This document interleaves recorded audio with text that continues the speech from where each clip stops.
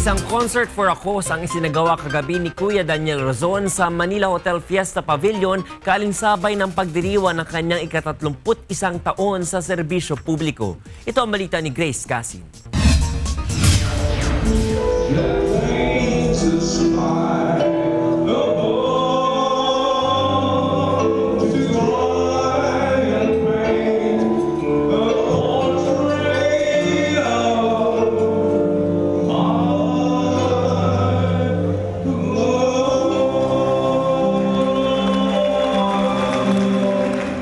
Inaliw ng magagandang awitin ni Kuya Daniel Razon kasama si Brother Eli Soriano ang mahigit 1,000 panauhing dumalo sa Double the Concert kagabi.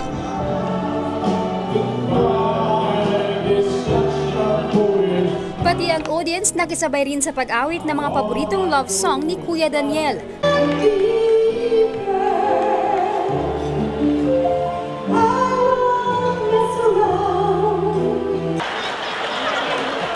Pinasaya naman ang komedyanteng si Willie Nepomuceno ang audience nang gayahin ng mga sikat na personalidad gaya ng Comedy King Dolphy.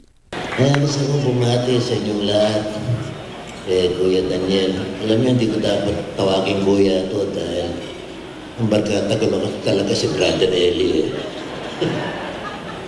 At ng Pangulo ng Bansa, President Benigno Aquino III. Siya po ang naging inspirasyon ko dahil ginagawa ninyo yung dating daan. Doon ako kumuha ng inspirasyon, kaya po ang plataforma ng aking gobyerno ay tuwid na daan. Ano ba yung tuwid na daan?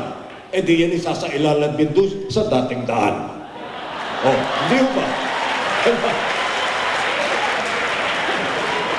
Kasama rin sa nakisaya sa birthday concert ay ang kilalang mga awit na si Joey Albert.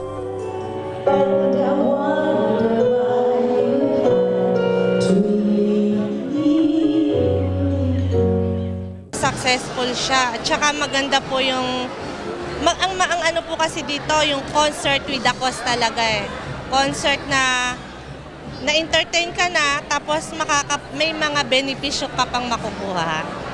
Wholesome po siya. Sana po maulit at saka good health po sa kanila ni Brad Eli. Sa ika-31 taon ni Kuya Daniel sa paglilingkod sa Diyos at sa kapwa, ipinakita ang mga public service na kanyang ginawa.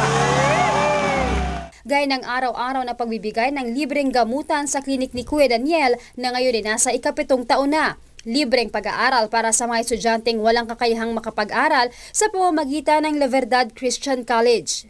Katuwang ni Kuya Daniel sa lahat ng public service ay ang grupo Kang Dating Daan sa pangunguna ni Brother Eli Soriano. At para sa kanyang kaarawan, ito naman ang birthday wish na nag-iisang Mr. Public Service at Kuya ng Bayan. Ako naman, laging isa lang basta't wag lang sana akong iwanan ng nasa taas. Pagka meron kang Diyos sa buhay, meron ka ng lahat.